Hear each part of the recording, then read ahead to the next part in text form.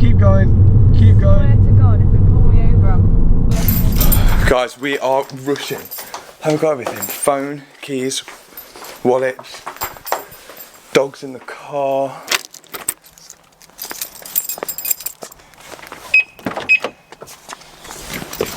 Alright guys, let's go, let's go. We're rushing now because we're going to see a potential investment property. Obviously you guys know I sold the Merc to invest in another property.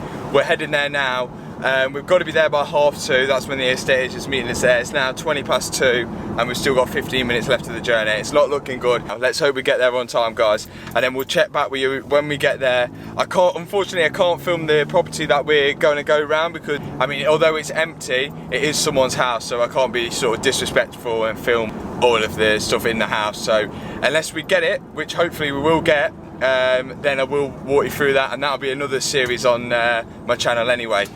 So guys, right, I'll check back with you once we've got to the property and once we've done the viewing, and we'll get on with the rest of the video after that. So property was looked at, quite good, quite a lot of work.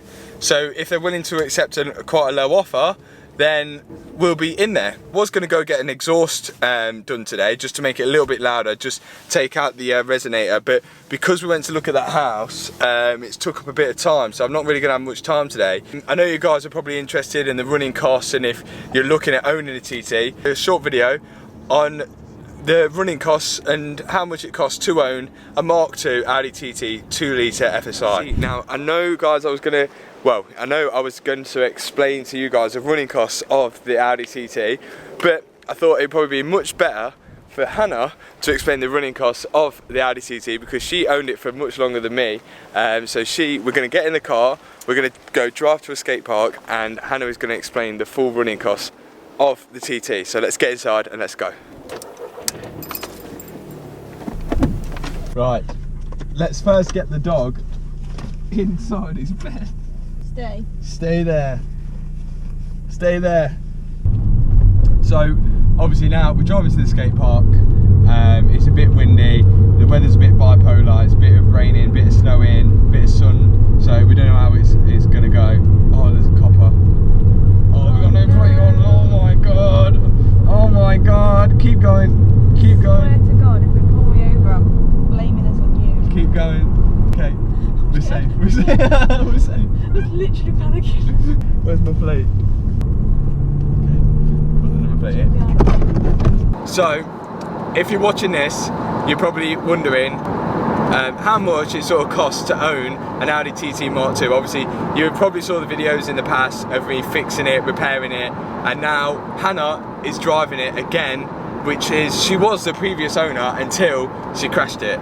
So, first things first, how much, well, it bought like 3 years ago, wasn't it? So, how much did it cost to buy? It was, I think it was 7,500. Okay, so about 7.5 grand. It was 2006, it had like 93,000 miles on the clock. Yeah. And that was about 3 years ago. So not too bad, and actually it's depreciated less than my Merc that I sold. So this, and now, well, the insurance when it was crashed, they paid out 4.5 grand, which is not too bad after she'd done about 15,000 miles. It'd been about 3 years. Yeah. So that's the sort of main aspect. You guys probably know how much it costs to buy one anyway. But okay, insurance. So when you insured it, how old were you? I was, wait, 20. 20? Yeah, I'm 23. I was 20. So you were 20? Yeah. And how much was insurance? £800. But now, now I own it, but Hannah's got 6 points on her licence now, but to insure it on her own policy, on her own, it's like, what, 1,500 quid or something now? Yeah. So that's with an accident. Yeah, so hence the reason why Hannah hasn't had this TT back and I own it. So other running costs we've got, probably people want to know about fuel. So I think I can answer this one. So I put £40 in it a week and it gets you about 200 miles, and that's £40 of V-Power. It's probably around 30 litres of fuel and you get about 200 miles, which is not bad at all. What problems did you have with it when you had it? The CV joint went, didn't it? Yeah, so the CV joint went. That was like 20 quid. The caliper kept sticking and burning. You had 2, didn't you? I've had 2, yeah. Yeah, so she had the front caliper kept sticking on, which I think is quite a common problem on these, and then the rear caliper was sticking on as well, so we had to replace 2 calipers, brake calipers that is, but they weren't that too expensive either. I think, well, I can't remember the price of them, but I don't remember it being that expensive. But yeah, nothing that bad, and that was with the car at like 90,000 miles, so 97,000 miles, so it's around that mileage for just little things like that to go wrong. It's not that bad at all. See, this car is really cheap to run. It's basically like a Golf GTI, but I think a better looking version, and obviously you can get the Quattro. This isn't the Quattro, but you can get the Quattro, which is a lot better than it's a basically uprated version of the Golf GTI, same engine but better, I think. Okay, so what I'm going to do whilst I'm here, I'm going to ask Hannah what she thinks of the mods that I've done to the car, and would she do it if she had the car. So the first thing, obviously you guys saw the wrap on the car. I'll clip to a few video clips of the outside of the car so you can see. So we wrapped it a Nardo grey. Would you have done that colour? I would, yeah. And I do really like it, apart from there's a massive scratch in it. Yes. So in the past video, I actually managed to scratch the wrap on that side from when I was cleaning the car, which is a bit of a rookie error. But seems like a thumbs up for the Nardo grey wrap. Okay, another big one. What about the spoiler?